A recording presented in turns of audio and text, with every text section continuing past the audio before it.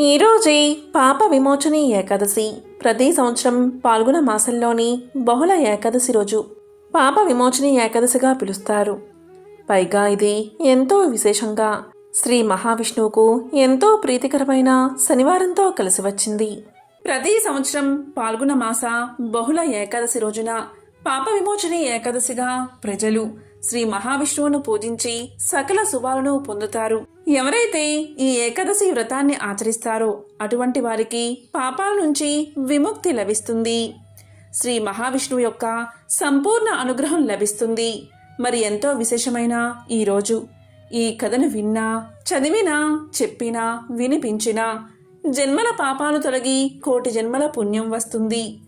సకల శుభాలు కలుగుతాయి. మరి ఆ కథలేంటో ఇప్పుడు ఈ వీడియోలో తెలుసుకుందాం. ఈ ఏకాదశి పవిత్రతను తెలిపే భవిష్యోత్తర పురాణంలోని ఈ కథను వింటే చాలు సకల పాపాలు తొలగి సకల శుభాలు కలుగుతాయి.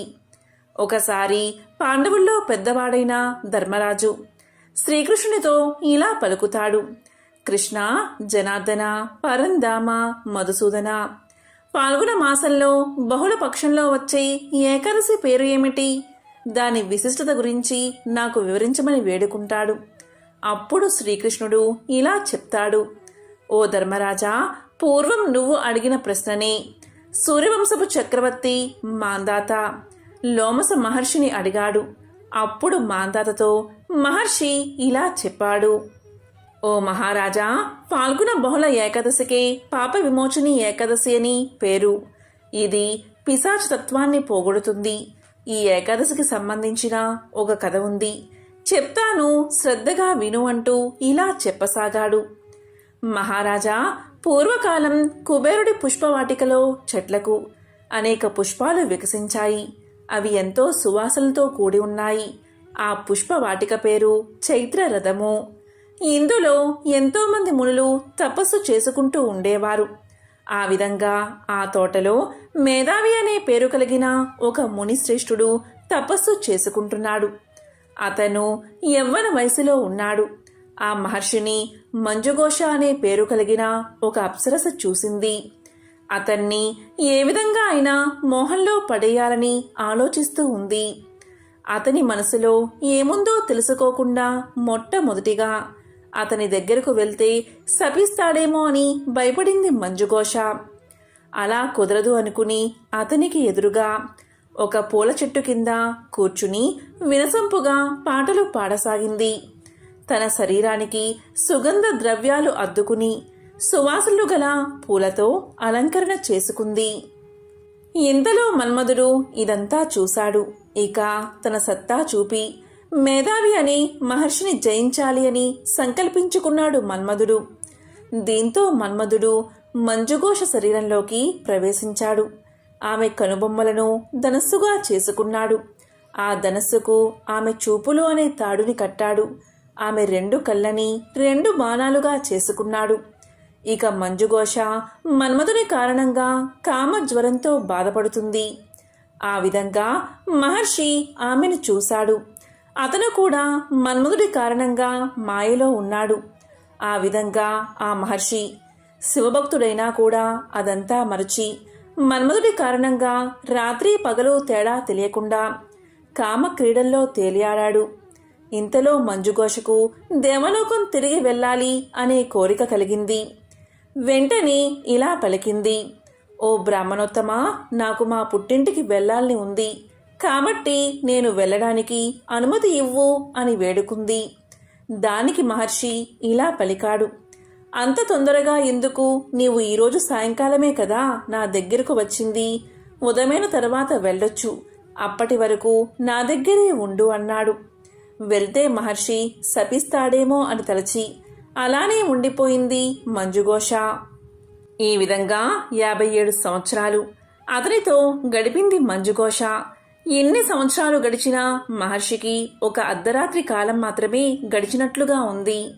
ఇలా కొంతకాలం గడిచిన తర్వాత ఆమె మహర్షితో ఇలా పలికింది: ఓ బ్రాహ్మణోత్తమా, నాకు పుట్టింటికి వెళ్లాలనే కోరిక కలిగింది. కాబట్టి నన్ను పంపించు అని ప్రార్థించింది. అప్పుడు మహర్షి ఇలా పలికాడు: నీవు మరీ ఇంతగా తొందరపడుతున్నావు. ఇప్పుడే కదా తెల్లవారింది. నేను సంధ్యావందనం మొదలైన పనులు ముగించుకుని వస్తాను. అప్పటి వరకు ఉండు అన్నాడు. మహర్షి మాటలు విన్న మంజుఘోష భయపడింది, అలాగే ఆశ్చర్యపడింది కూడా. దాంతో ఆమె మహర్షితో ఇలా పలికింది. మీకు 57 సంవత్సరాలు ఒక్క రోజులా అనిపిస్తుందా?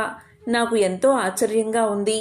ఓ బ్రాహ్మణ శ్రేష్ఠుడా, ఈ రోజు వరకు ఎన్ని సంధ్యాకాలాలు గడిచిపోయాయో ఆలోచించి లెక్కించు అని పలికింది. ఆ మాటలు విన్న మహర్షికి ఆశ్చర్యం కలిగి కళ్ళు విప్పారాయి. ఒక్క క్షణంలో మహర్షి ధ్యానంలోకి వెళ్ళి గడిచిపోయిన కాలాన్ని లెక్క కట్టుకున్నాడు. 57 సంవత్సరాలు పూర్తయిందని నిర్ధారించుకుని మహర్షి మిక్కిలి కోపంతో ఇలా పలికాడు. నీతో సుఖాన్ని పొందుతూ 57 సంవత్సరాలు గడిచిందని బాధపడి కష్టపడి సంపాదించిన నా తపశ్శక్తినంతా నాశనం చేశావు. ఓ దుర్మార్గురాలా, దుష్టురాలా, నీవు పిశాచ జన్మని ఎత్తుతావు అని మంజుఘోషను శపించాడు. వెంటనే ఆమె ఇలా పలికింది. ఓ బ్రాహ్మణోత్తమా, నా యందు దయ చూపించి నన్ను అనుగ్రహించండి, శాప విమోచనం చెప్పండి అని ప్రాధేయపడింది. ఇక కోపం తగ్గాక మేధావి మహర్షి నా తపస్సు నాశనం చేసినందుకు నాకు కోపం వచ్చింది. నా శాపానికి తిరుగులేదు, కానీ విముక్తి ఉన్నది చెప్తాను విను అని ఇలా చెప్పసాగాడు. పాల్గొన మాసం బహుళ పక్షంలో వచ్చే ఏకాదశి ఎంతో శుభప్రదమైనది. ఈ ఏకాదశికి పాప విమోచని ఏకాదశి అనే పేరు. కాబట్టి ఈ వ్రతం నీవు చేసినట్లయితే శాప విమోచనం అవుతుంది అని మహర్షి మంజుఘోషకు చెప్పాడు. అలా మేధావి మహర్షి చెప్పి ఇంటికి చేరుకున్నాడు.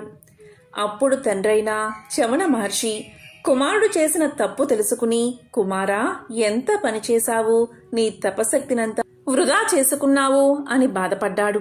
తండ్రి మాటలు విన్న మేధావి మహర్షి, తండ్రి, నేను పాపం చేశాను.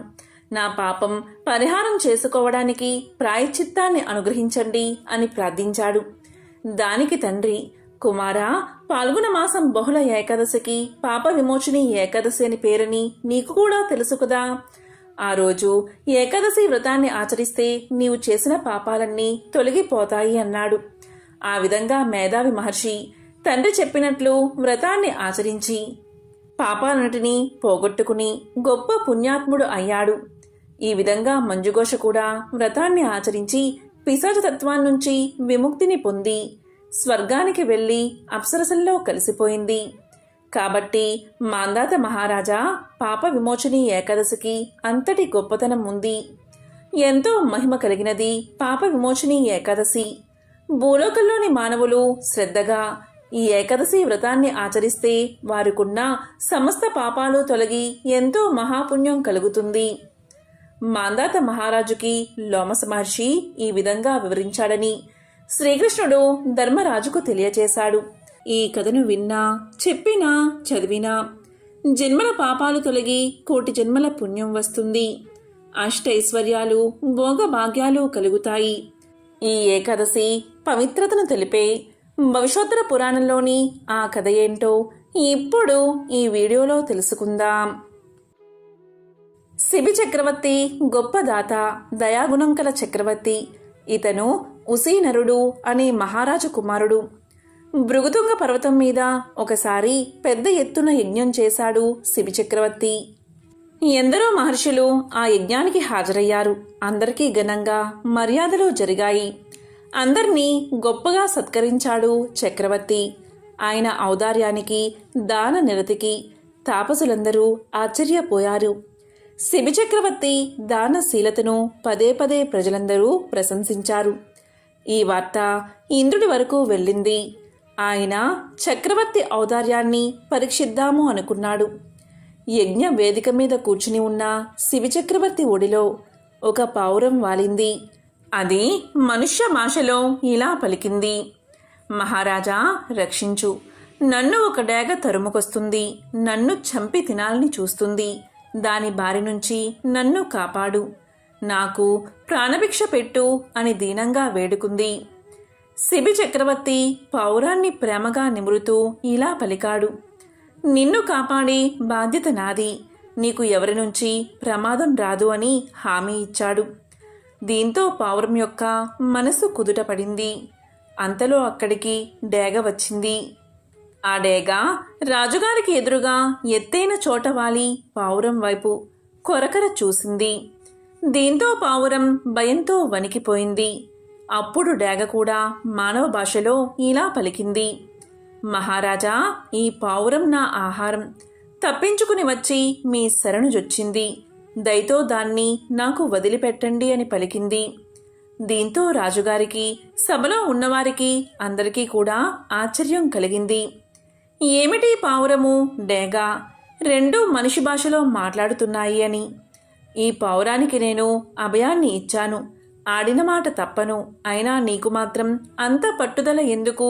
దీన్ని వదిలి మరో ఆహారం వెతుక్కో అన్నాడు శిబిచక్రవర్తి ఆ డేగ వైపు చూస్తూ. దీంతో డేగ ఇలా పలికింది: రాజా, నీవు ధర్మ ప్రభువి. న్యాయంగా ఆలోచించు. నేను ఆకలితో ఉన్నాను. ఈ పావురం దొరికినట్లే దొరికి తప్పించుకుని పారిపోయి నీ దగ్గరకు వచ్చింది. నోటి ముందరి ఆహారాన్ని తీసివేయడం ధర్మం కాదు, మహాపాపం కూడా. నా కోరికేమీ అన్యాయమైనది కాదు. పావురాలను డేగలు తినడం సహజమే కదా. ఇప్పుడు ఈ ఆహారం లేకపోతే నేను ఆకలి బాధతో మరణిస్తాను. కనుక నా ఆహారాన్ని నాకు విడిచిపెట్టు అంది డేగ. డేగ మాటలకు సభలోని వారంతా ఆశ్చర్యపోయారు. శిబి చక్రవర్తి కూడా ఆశ్చర్యం నుంచి తేరుకుంటూ డేగతో ఇలా పలికాడు: ఓ సేనరాజమా, చూడబోతే నీవు ధర్మాధర్మ విచక్షణ తెలిసిన దానిలా ఉన్నావు. శరణన్న వారిని రక్షించడం రాజధర్మం. నీ ఆకలి బాధ తీరడానికి ఏ ఆహారం కావాలో చెప్పు. నువ్వు కోరిన ఆహారాన్ని నీకు ఇస్తాను. ఈ పావురాన్ని మాత్రం నీకు వదిలిపెట్టను అన్నాడు శిబిచక్రవర్తి. దాంతో డేగ, నేను కోరినా ఏ ఆహారమైనా ఇస్తారా అని గట్టిగా అడిగింది. నిరభ్యంతరంగా అన్నాడు రాజు. అలా అయితే రాజా, నీ శరీరంలో ఈ పావురమంతా మాంసాన్ని కోసి నాకు ఇవ్వు అంది డేగ. అప్పుడు శిబిచక్రవర్తి నవ్వుతూ, అలాగే, నీకు సంతోషం కలిగించడం కంటే నాకేం కావాలి అని అప్పటికప్పుడు ఒక కత్తి తాసు తెప్పించాడు. సదస్సులందరూ నిశ్చేష్టులయ్యారు. అప్పుడు శిబిచక్రవర్తి ఆ పదునైన కత్తిని తీసుకున్నాడు. తన శరీరం నుంచి మాంసాన్ని కోసి త్రాసులో వేశాడు. పావురం బరువుకు సరికాలేదు. మరికొంత మాంసం కోసి ఆ త్రాసులో వేశాడు. అప్పుడు సరిపోలేదు. మరికొంత జోడించాడు. ప్రయోజనం లేకపోయింది. అది చూడలేక సభలోని వారంతా కళ్ళు మూసుకున్నారు. కానీ తన ముఖంలో బాధను బయటకు కనబడనీయకుండా చిరునవ్వు నవ్వుతూ చక్రవర్తి మరికొంత మాంసాన్ని కోసి త్రాసులో వేశాడు. అయినా ఫలితం లేకపోయింది. రాజుగారి శరీరం రక్తం ఓడుతుంది. చివరకు తానే వెళ్ళి పల్లెల్లో కూర్చున్నాడు. తన్ను తానే దానంగా సమర్పించుకున్నాడు శిబిచక్రవర్తి. అప్పుడు ప్రత్యక్షమయ్యారు ఇంద్రుడు, అగ్ని. రాజా, నీ దానగుణం నిరుపమానమైనది. నీ వంటి ఉత్తముడు ఇంతవరకు ఈ భూమిపై పుట్టలేదు. నీ ఔదార్యాన్ని పరీక్షించడానికి నేను డేగగా, అగ్ని పావురంగా వచ్చాము. నీ కీర్తి చిరస్థాయిగా వర్ధిల్లుతుంది అని ఆశీర్వదించాడు ఇంద్రుడు. ఆయనకు మళ్ళీ తేజో రూపాన్ని ప్రసాదించాడు. కృతజ్ఞతగా శివచక్రవర్తి చేతులు జోడించాడు. ఎంతో పవిత్రమైన విశేషమైన ఈ కథను విన్నా, చదివినా, చెప్పినా, వినిపించినా జన్మల పాపాలు తొలగి కోటి జన్మల పుణ్యం వస్తుంది. సకల శుభాలు కలుగుతాయి. ప్రపంచంలోని గొప్ప ఋషీశ్వరుల్లో ఒకరన్న అహంకారానికి లోనైన నారద మునీంద్రులు తన గర్వంతో చివరికి ఎటువంటి గుణపాఠాలను ఎదుర్కొన్నాడో ఇప్పుడు చూద్దాం. నారద మునీంద్రులు నిరంతరం విష్ణుమూర్తిని తాను రచించి గానం చేసిన పాటలతో స్తుతిస్తూ నారాయణ మంత్రాన్ని ప్రపంచవ్యాప్తంగా విస్తరించేందుకు ఉపయోగించేవాడు. ఒకనాడు చింతిస్తూ ఉన్న ఒక వ్యక్తిని గమనించాడు నారదుడు. క్రమంగా అతని వద్దకు చేరుకుని అతని చింతకు, ఆందోళనకు గల కారణాల గురించి వాకబు చేయడం ప్రారంభించాడు.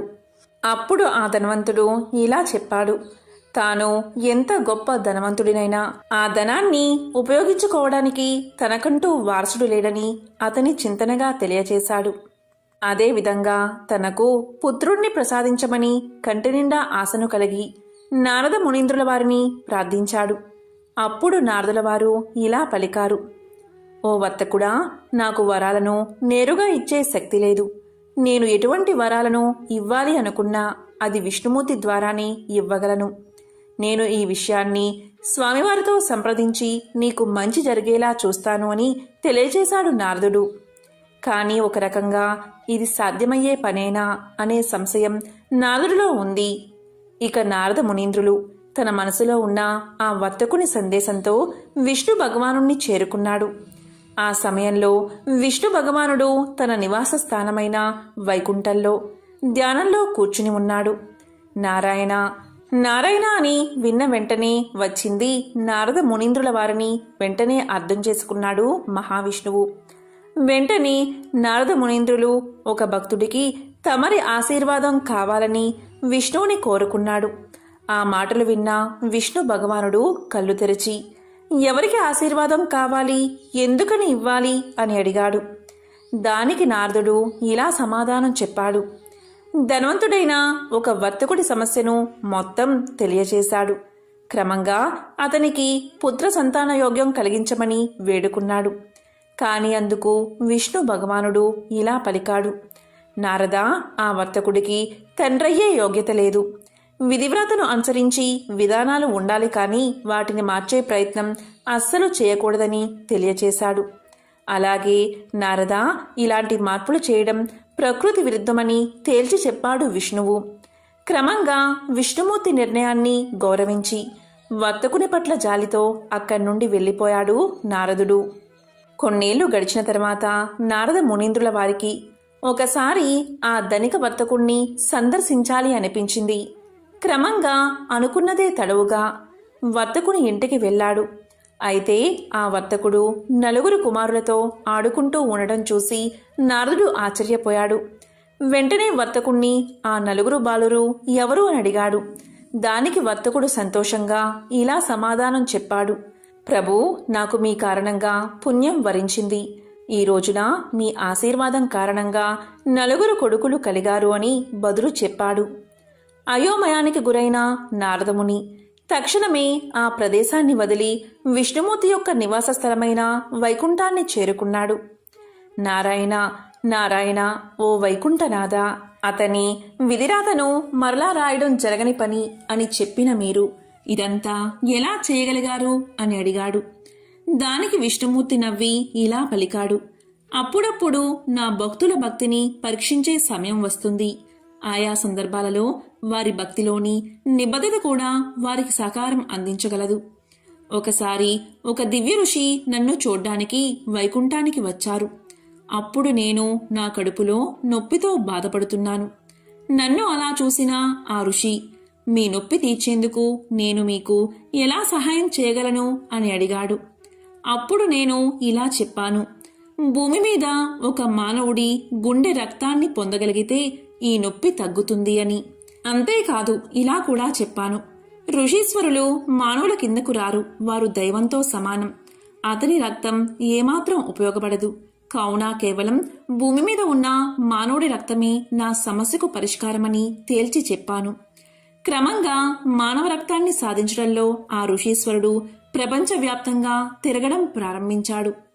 దేవుడికి మీ రక్తం అవసరమని, అతని కడుపులోని బాధను తీర్చేందుకు మీ సహకారం అవసరమని ప్రతి ఒక్కరికి చెప్పాడు. కానీ దీని పట్ల ప్రజలు విశ్వాసాన్ని చూపలేదు. క్రమంగా ఆ ఋషి మీరు నాకు చెప్పిన అదే వర్తకుడి దగ్గరకు చేరుకున్నారు. వర్తకుడు కేవలం తనను దైవఋషి అని మాత్రమే గుర్తించకుండా అతన్ని నమ్మాడు కూడా.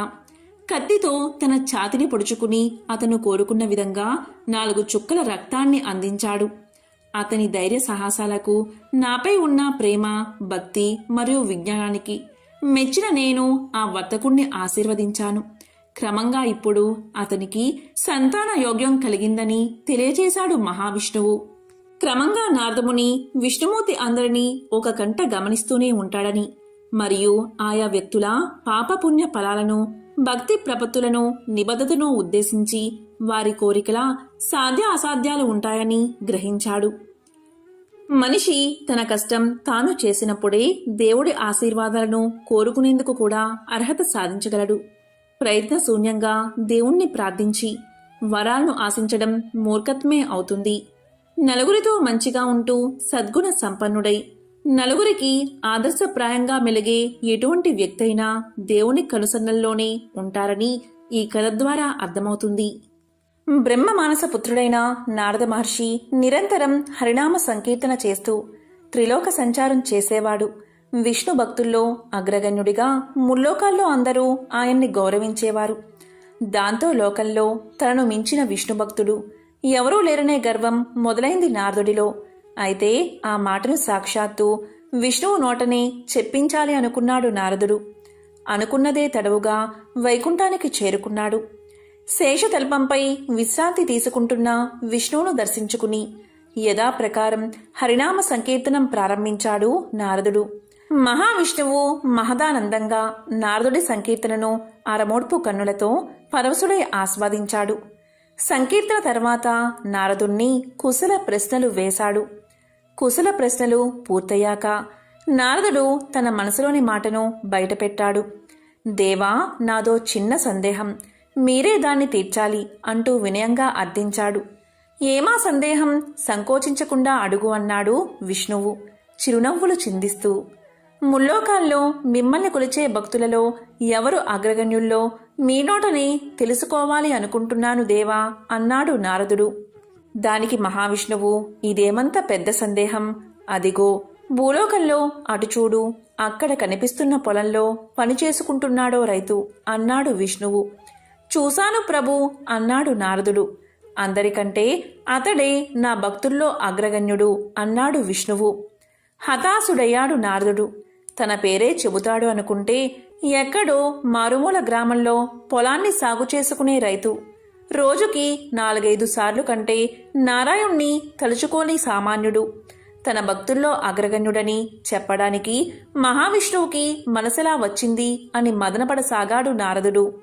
నారదుడి అంతర్మదనాన్ని గ్రహించిన విష్ణువు, నారదా, నువ్వే అతడి వద్దకు వెళ్ళు, అతడి భక్తి ఏపాటిదో నీకే తెలుస్తుంది అన్నాడు. ఇదేదో తేల్చుకోవాలి అనుకున్నాడు నారదుడు. సరే అంటూ భూలోకానికి చేరుకున్నాడు. నేరుగా ఆ రైతు ముందు ప్రత్యక్షమయ్యాడు. తన ఎదుట సాక్షాత్తు నారద మహర్షి ప్రత్యక్షం కావడంతో ఆ రైతు పరమానంద భరితుడయ్యాడు. అయ్యా, మహావిష్ణువు ఎలా ఉన్నారు? వైకుంఠంలో ఆయన క్షేమమేనా? అభాగ్యుణ్ణి, ఎప్పుడో తప్ప ఆయన్ని తలుచుకునే తీరికే ఉండదు నాకు. మీ దర్శనంతో సాక్షాత్తు విష్ణువుని చూసినంత ఆనందం కలుగుతుంది అంటూ నారదుడికి అతిథి మర్యాదలు చేశాడు. నారదుడు తిరిగి బయలుదేరే ముందు, అయ్యా, చిన్న కోరిక అన్నాడు ఆ రైతు. ఏంటో చెప్పమన్నట్లుగా చూశాడు నారదుడు. ఒక కుండలో పాలు తెచ్చి ఇచ్చాడు రైతు. అయ్యా, నా కానుకగా ఈ పాలకుండను వైకుంఠానికి తీసుకువెళ్ళి విష్ణుదేవులకి నివేదించండి అన్నాడు రైతు. అప్పుడు నారదుడు అదెంత పని అంటూ పాలకుండ తీసుకుని వైకుంఠానికి బయలుదేరాడు. అయితే పాలు ఎక్కడ తొనిగిపోతాయో అనే భయంతో జాగ్రత్తగా కుండను పొదివి పట్టుకున్నాడు. మొత్తానికి ఎలాగోలా వైకుంఠానికి చేరుకుని విష్ణువును దర్శించుకున్నాడు. రైతు ఇచ్చిన పాలకుండను అందించాడు. దేవా, ఆ రైతుకు ఎప్పుడో తప్ప మిమ్మల్ని తలుచుకునే తీరిక ఉండదట. రోజుకు 4-5 సార్లు తలుచుకుంటాడట అన్నాడు ఫిర్యాదు చేసినట్లుగా. ఈ పాలకుండను తెస్తున్నప్పుడు నువ్వు నన్ను ఎన్నిసార్లు తలుచుకున్నావు అని ప్రశ్నించాడు విష్ణువు. ఒక్కసారి కూడా తలుచుకోలేదు. నా దృష్టి మొత్తం పాలకుండపైనే ఉంది. పాలెక్కడ తొనికిపోతాయో అనే ఆందోళనే నా మనసంతా నిండిపోయింది అని తలదించుకుని బదులిచ్చాడు నారదుడు. రోజంతా శ్రమిస్తూ ఉన్నప్పటికీ నన్ను మర్చిపోకుండా రోజుకు కనీసం 4-5 సార్లు అయినా తలుచుకుంటున్నాడు కదా ఆ రైతు అన్నాడు విష్ణువు. ఆ మాటతో నారదుడి గర్వం నశించింది. ఆ రైతు తనకంటే ఎందుకు గొప్ప భక్తుడో అర్థమైంది. ఒక ఊరిలో ఒక ధనవంతుడు ఉండేవాడు. అతను మహావిష్ణువు యొక్క భక్తుడు. విష్ణుపై ఉన్న అచంచలమైన భక్తితో తన ఇంటి ఆవరణలోనే ఒక మందిరాన్ని కట్టించాడు. అందులో సుందరమైన విష్ణు విగ్రహాన్ని ప్రతిష్ఠించి విగ్రహానికి షోడశోపచారాలతో పూజలు చేయసాగాడు. చక్కని రుచికరమైన నైవేద్యాలు, నేతి దీపాలు, పరిమళాల ధూపాలతో అత్యంత వైభవంగా విష్ణువును పూజించసాగాడు. అతనికి అనుకోకుండా వ్యాపారంలో నష్టం వచ్చింది. అప్పుడు ఎవరో ఇలా సలహా ఇచ్చారు, విష్ణువు సంపద ప్రదాత కాదు. సంపద రావాలి అంటే, సిరి సంపదలతో తుల తూగాలి అంటే లక్ష్మీదేవి పేరు చెప్పి ఆ దేవతనే ఆరాధించమని చెప్పారు. వెంటనే ఆ ధనవంతుడు ఆ దేవతా విగ్రహాన్ని తెచ్చాడు. లక్ష్మీదేవిని పూజించడం ప్రారంభించాడు. వెంటనే అదృష్టం కలిసి వచ్చింది. వ్యాపారంలో అనుకోని లాభాలు వచ్చాయి. వెంటనే అతను ఎంతో ఆనందంతో పూజలు చేయసాగాడు. ఒక పర్వదినాన రకరకాల పిండి వంటలతో, ధూప దీపాలతో పూజ చేయసాగాడు. పూజకు ముందు విష్ణుమూర్తి విగ్రహం ఆ ధనవంతుడికి కనిపించింది. వెంటనే అతనికి ఎంతో కోపం వచ్చింది. ఇంకా నువ్వు ఎందుకిక్కడా అని ఆ విగ్రహాన్ని తీసేసి ఒక మూలగా పడేశాడు. తాను పూజిస్తున్న దేవతకి రోజు అతను ఎంతో భక్తి శ్రద్ధలతో పూజలు చేయసాగాడు. రకరకాల పిండి వంటలు, ధూపదీప నైవేద్యాలు, సుగంధాలు వెదజల్లే, సువాసనలు వెదజల్లే పుష్పాలతో ఆ గదంతా చక్కని సుమధుర వాసనలతో నిండిపోయింది. అతనికి దూరంగా ఒక మూలాన పడేసిన విష్ణు విగ్రహం కనిపించింది. వెంటనే అతను కోపంగా లేచి వెళ్లి ఒక వస్త్రంతో ఆ విగ్రహం యొక్క ముక్కు మూసేశాడు. ఈ వాసనంతా హాయిగా ఆస్వాదిస్తున్నావా? ఇవన్నీ నీకోసం చెయ్యలేదులే. ఈ వస్తువుల వాసనలు కూడా నీకు తగలకూడదు అని పలికాడు ధనవంతుడు. ఇక వెంటనే మరుక్షణమే విష్ణుమూర్తి ప్రత్యక్షమయ్యాడు. చిరునవ్వుతో జగన్మోహన కాంతితో ఉన్న ఆ వాసుదేవుణ్ణి చూసి ఆ ధనవంతుడు ఇలా పలికాడు, స్వామి, నిన్ను ఎంతగానో ఆరాధించాను. రకరకాల నైవేద్యాలు కూడా పెట్టాను. అప్పుడు నీవు కనికరించకుండా కష్టాలు అనుభవించేటట్లు చేశావు. మరి ఇప్పుడు నిన్ను ఆరాధించడం మానేశాక లక్ష్మీదేవిని సేవిస్తూ ఆ నైవేద్యాల వాసన కూడా నీకు రానివ్వకుండా చేస్తే ఇప్పుడు ప్రత్యక్షమై కనుకరించావు. ఇదేమి వింత స్వామి అని ప్రశ్నించాడు ధనవంతుడు. అందుకు ఆ మహామాయావి అయిన విష్ణువు నవ్వుతూ ఇలా పలికాడు, నీవు పూజలు చేశావు నిజమే, నైవేద్యాలు నివేదించావు అది నిజమే. కాని నేను అక్కడ ఉన్నాను అన్న భావనతో నీవు చేయలేదు. ఏదో పూజ చేశావు, ఏదో నైవేద్యం సమర్పించావు అన్నట్లు చేశావు. కాని ఇప్పుడు నీవు అలా అనుకోలేదు. నేను ఇక్కడే ఉన్నాను అనుకున్నావు. ఆ వాసనలు కూడా, అంటే నైవేద్యాల గుమగుమలు కూడా నేను అనుభవిస్తున్నాను అనే భావన నీలో కలిగింది. నా ఉనికి, నా సాన్నిధ్యం నీ భావనలో పొందావు. నన్ను ద్వేషించినా నేను ఇక్కడ ఉన్నాను అనే భావన్ని చెందావు. ఇక్కడే ఉన్నా నా ముక్కు మోసావు అంటే అంత ప్రత్యక్ష భావన నీలో కలిగింది. ఎప్పుడైతే ఆ భావన నీలో కలిగిందో నా సాక్షాత్కారం లభించింది అన్నాడు మహావిష్ణువు. దానికి ఆ విష్ణు భక్తుడికి ఎంతో ఆనందం కలిగింది. ఆ రోజు నుంచి అతను ఎంతో భక్తిభావంతో లక్ష్మీనారాయణులు తన ఇంట్లోనే ఉన్నారు అనే భావనతో పూజలు చేయసాగాడు. చివరకు మోక్షాన్ని పొందాడు. మోక్షం అనే పదం దాదాపు అందరూ వినే ఉంటారు. ఏదో ఒక సందర్భంలో హమ్మయ్య మోక్షం కలుగుతుంది అనుకుంటారు. ఇంతకీ మోక్షం అంటే ఏమిటి, అదెలా లభిస్తుందో తెలియచేసే పురాణ కథ ఇది. త్రిలోక సంచారి అయిన నారదుడు ఒకసారి భూమి మీద ఉన్న విష్ణు భక్తులను పలకరించేందుకు వెళ్ళాడు. ఆయన 3 వ్యక్తుల్ని కలిశారు. వారిలో మొదటి వ్యక్తి ఒక ముని. నిత్యం హరినామ స్మరణలోనే మునిగితేలే ముని దగ్గరకు వెళ్ళాడు నారదుడు. నారదుణ్ణి చూసిన ముని ఇలా పలికాడు, అయ్యా, వైకుంఠం నుంచి ఎప్పుడు వచ్చారు? విష్ణు భగవానుడు ఎలా ఉన్నారు? ఏం చేస్తున్నారు? మీరు తరచూ వైకుంఠానికి వెళ్తూ ఉంటారా అని ప్రశ్నలతో ముంచెత్తాడు. దానికి స్పందించిన నారదుడు ఇలా చెప్పాడు, శ్రీ మహావిష్ణువు బాగానే ఉన్నారు. వైకుంఠానికి నేను తరచూ వెళ్తూనే ఉంటాను అని సమాధానం చెప్పాడు. అప్పుడు ముని ఇలా అడిగాడు, అయితే స్వామి, ఈసారి మీరు వైకుంఠానికి వెళ్ళినప్పుడు నాకు మోక్షం ఎప్పుడు ప్రసాదిస్తారో స్వామివారిని అడగండి అన్నాడు. సరే అని ముందుకు సాగిన నారదుడు ఆ తరువాత చెప్పులు కుట్టే వ్యక్తికి కనిపించాడు. అప్పుడు చెప్పులు కుట్టే వ్యక్తి ఇలా పలికాడు, స్వామి, మిమ్మల్ని చూస్తే సాక్షాత్తు ఆ విష్ణుమూర్తినే చూసినట్లుంది. స్వామివారు ఎలా ఉన్నారు? వైకుంఠం నుంచి మీరు ఎప్పుడు వచ్చారు? ఏం చేస్తున్నారు అని అడిగాడు.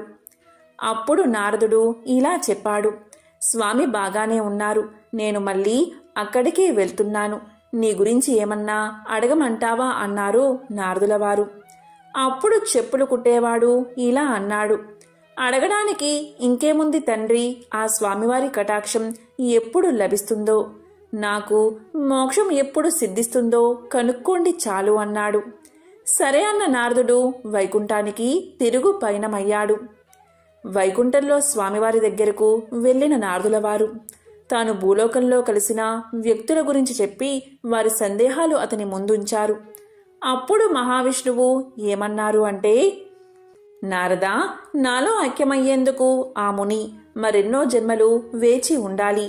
కానీ ఆ చెప్పులు కుట్టుకునే వ్యక్తికి మాత్రం ఇదే చివరి జన్మ అన్నారు మహావిష్ణువు. ఆశ్చర్యపోయిన నారదులవారు నిత్యం హరినామస్మరణలో మునిగితేలే మునికి మరెన్నో జన్మలు ఉండడమేమిటి? సాధారణ జీవనం గడుపుతున్న చెప్పులు కుట్టే వ్యక్తికి ఇదే ఆఖరి జన్మ కావడం ఏంటి అనే సంశయంలో ఉండిపోయాడు నారదుడు. ఇది గమనించిన శ్రీహరి ఇలా పలికాడు, ఈసారి నువ్వు వారిద్దరినీ కలిసినప్పుడు స్వామివారు ఏం చేస్తున్నారు అని వాళ్ళు అడుగుతారు కదా, అప్పుడు ఆయన సూది బెజ్జంలోంచి ఏనుగును పంపిస్తున్నారని చెప్పు. వారిలో ఎవరు గొప్ప భక్తులో నీకే తెలుస్తుంది అన్నారు. ఇక భూలోకానికి తిరిగి బయలుదేరి వెళ్ళిన నారదుడు మళ్ళీ ఆ ఇద్దరినీ కలిశాడు. ఎప్పటిలాగే స్వామివారు ఏం చేస్తున్నారని అడిగితే శ్రీహరి చెప్పమన్నా సమాధానమే చెబుతారు నారదులవారు. ఆ విధంగా నారదుడు చెప్పిన వెంటనే ముని ఏమన్నాడంటే, భలేవారే, సూది బెజ్జంలోంచి ఏనుగును పంపించడం ఎలా సాధ్యం? మీరు నాతో పరాచికాలు ఆడుతున్నట్లున్నారు, లేదా ఏదో భ్రాంతికి గురై ఉంటారు అన్నాడు ముని చిరునవ్వుతో. కాని చెప్పులు కుట్టే వ్యక్తి ఇలా అంటాడు, మంచిది మంచిది, స్వామివారు తలుచుకుంటే సాధ్యం కానిది ఏముంటుంది అన్నాడు. స్వామివారు ఎంత గొప్పవారైతే మాత్రం అంత అసాధ్యమైన కార్యాన్ని చేయగలరని నువ్వు నమ్ముతున్నావా అని అడుగుతాడు నారదుడు. దానికి చెప్పులు కుట్టుకునే వ్యక్తి ఇలా చెప్తాడు, నారదా, భలేవారే, భగవంతుడికి అసాధ్యమంటూ ఏముంటుంది? ఇదిగో ఈ మర్రి పండును చూడండి. ఈ మర్రి పండులో వేల గింజలు ఉన్నాయి కదా, ఆ గింజలన్నీ మళ్ళీ మర్రి చెట్లుగా మారతాయి కదా. పోనీ అక్కడితో ఆగుతుందా? ఆ మర్రి చెట్టు ఊడలు కిందకి దిగి విశాలమైన వనంగా మారుతుంది. ఇంత చిన్న పండులో అన్ని మహావృక్షాలు ఇమిడి ఉన్నప్పుడు స్వామివారు చేసిన దానిలో ఆశ్చర్యం ఏముంది? సృష్టిలో ఇలాంటి అద్భుతాలన్నీ ఆయనకి సాధ్యమే కదా అన్నాడు చెప్పులు కుట్టుకునే వ్యక్తి. పైకి ఎంతో సాధారణంగా కనిపించి ఆ భక్తుడి మనసులో భగవంతుని పట్ల ఉన్న విశ్వాసం ఎంత బలమైనదో నారదుల వారికి అప్పుడు అర్థమైంది. మోక్షం చెప్పులు కుట్టే వ్యక్తికి ఎందుకు ముందుగా వస్తుందో నారదుడికి తెలిసింది. ఎంతో పవిత్రమైన విశేషమైన ఈరోజు ఈ కథలను విన్నా, చదివినా, చెప్పినా, వినిపించినా జన్మల పాపాలు తొలగి కోటి జన్మల పుణ్యం వస్తుంది. సకల శుభాలు కలుగుతాయి. ఓం నమో నారాయణాయ. ఓం నమః శివాయ.